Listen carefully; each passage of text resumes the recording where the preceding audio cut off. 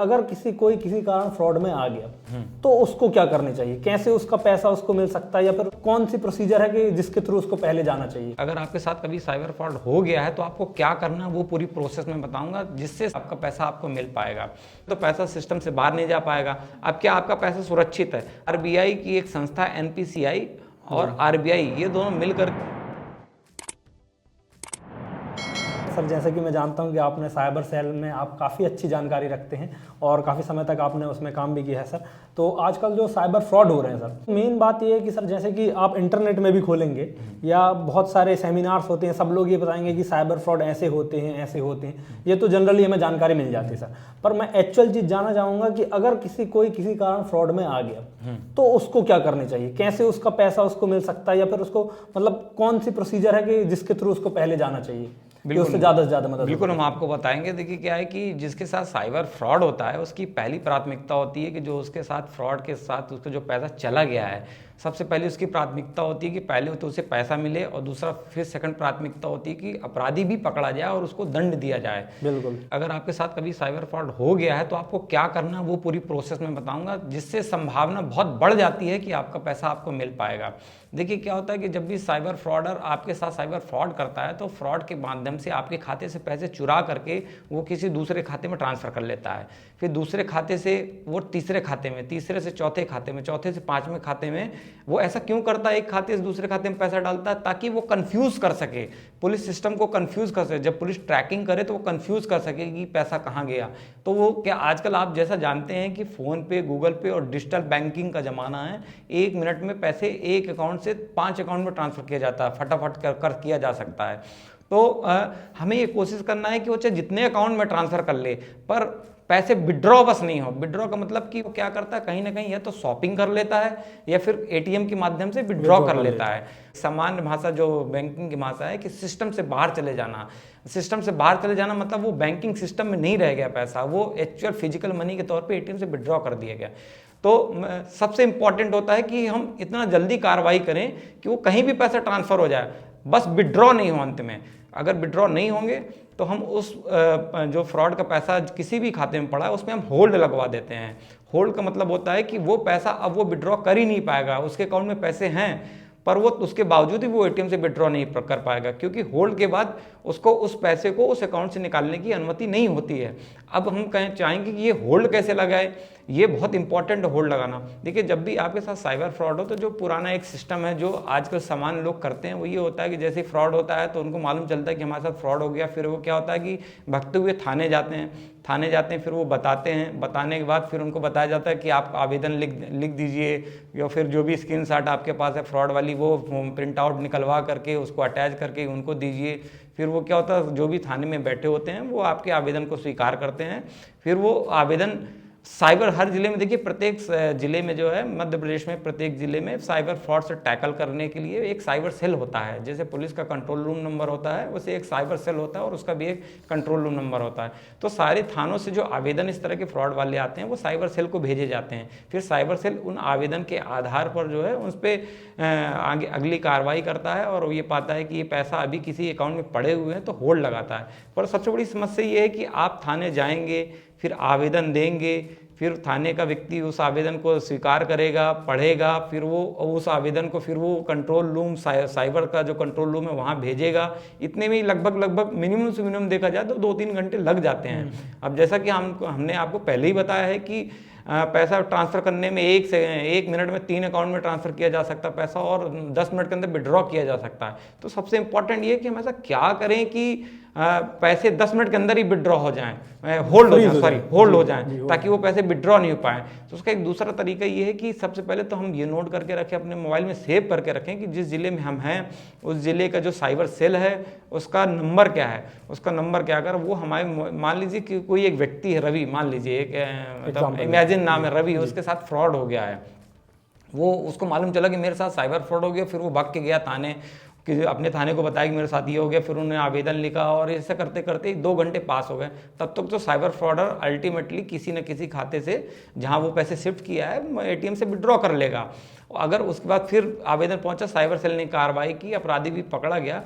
पर समस्या ये होती है कि अपराधी जब पकड़ा जाता है तो वो बताता है कि मैं जो पैसे फ्रॉड किया था खर्च कर दिया हूँ, या फिर खर्च हो गए हैं। तो अंत में क्या होता है, अपराधी तो मिल जाता है पर पैसे थोड़ा सा मिलना बड़ा मुश्किल हो जाता है।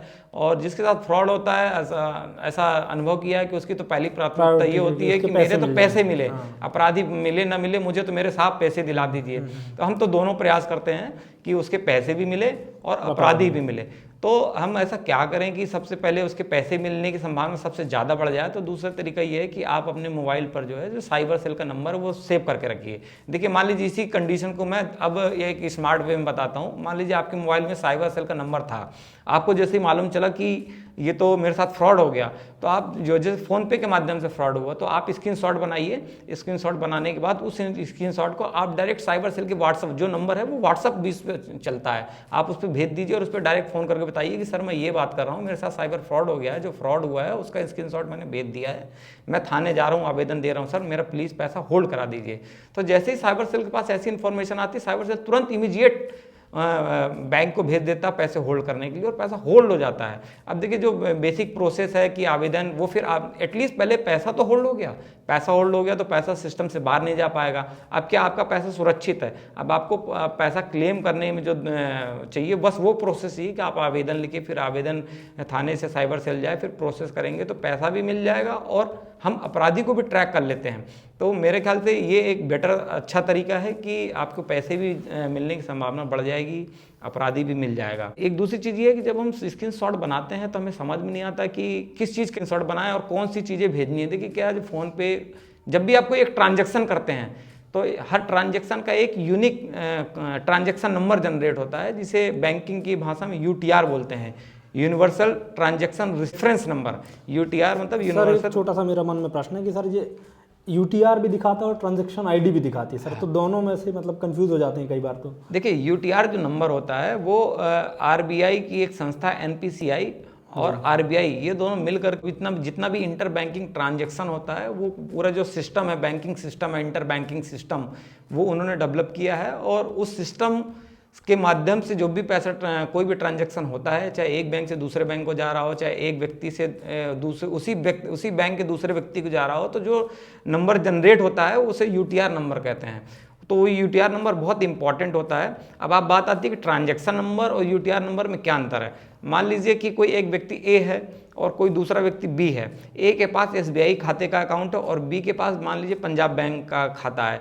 अब ए और बी दोनों मित्र हैं। ए को कुछ पैसे बी को भेजना है, तो ए ने फ़ोन पे का उपयोग करते हुए बी को भेज दिया, वो पैसे तो चले गए। देखिए, पैसा ट्रांसफर हो रहा है स्टेट बैंक से पंजाब नेशनल बैंक, ठीक है ना, इंटर बैंक ट्रांसफर हो रहा है, मतलब एक बैंक से दूसरे बैंक को ट्रांसफर हो रहा है। तो यहाँ पर हम जिस माध्यम से पैसा भेजे हैं वो है माध्यम फ़ोन पे। तो जो इस ट्रांजैक्शन का जो फ़ोन पे का रेफरेंस नंबर है, फ़ोन पे भी एक रेफरेंस नंबर जनरेट करता है, उसे ट्रांजैक्शन आईडी नंबर बोलते हैं। लेकिन जो इंटर बैंकिंग ट्रांसफर हुआ है आरबीआई के सिस्टम के माध्यम से, उसका एक जो यूनिक नंबर होता है वो यूटीआर नंबर होता है। यही दोनों में बेसिक अंतर होता है, ट्रांजैक्शन नंबर और यूटीआर नंबर में। तो सर, ये इसको मतलब अकाउंट होल्ड कराने के लिए इंपॉर्टेंट ज़्यादा कौन सा है मेन अपने? अकाउंट में पैसे होल्ड कराने के लिए सबसे इंपॉर्टेंट तो होता है यूटीआर नंबर। आपको जब भी कोई ट्रांजैक्शन होता है तो आप ट्रांजैक्शन में हिस्ट्री में जाएंगे और प्रत्येक ट्रांजैक्शन का स्क्रीनशॉट जाएंगे, उसकी हिस्ट्री में जाएंगे तो एक जगह देखिएगा आप लिखा होगा यूटीआर नंबर और कुछ 8-10 अंकों का नंबर लिखा होगा, वही यूनिक नंबर होता है यूटीआर नंबर। तो जब भी हम स्क्रीनशॉट बनाएं तो ऐसा स्क्रीनशॉट बनाएं कि उस स्क्रीनशॉट में उस ट्रांजैक्शन का यूटीआर नंबर अवश्य लिखा हो, क्योंकि जो साइबर सेल रिक्वेस्ट भेजता है पैसे को होल्ड करने के लिए, वो यूटीआर नंबर उनको कोड करना होता है कि इस यूटीआर नंबर के माध्यम से जो भी ट्रांजैक्शन हुआ उस पर जो पैसा गया है, जिस भी खाते में गया है उसको होल्ड लगाया जाए, ये यूटीआर।